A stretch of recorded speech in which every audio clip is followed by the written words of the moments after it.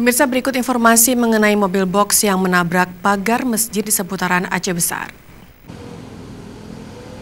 Mobil box bermuatan roti ini terperosok ke dalam selokan air di depan Masjid Babut Taqwa, Kompleks Sekolah Polisi Negara SPN Sare Aceh Besar. Mobil box yang melaju dari arah Banda Aceh ini diduga oleng karena sopir mengantuk dan tidak bisa mengendalikan truk sehingga tergelincir ke bagian sisi kanan jalan.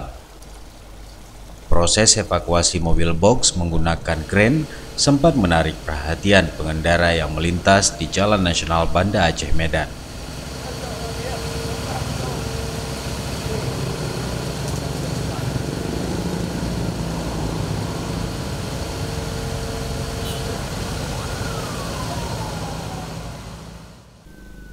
Tidak ada korban jiwa dalam kecelakaan tunggal ini.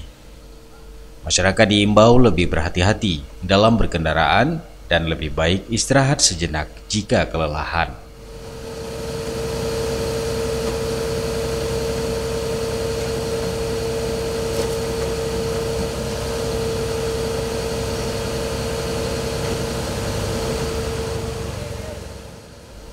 Dari Aceh Besar, Tim Liputan Aceh TV melaporkan.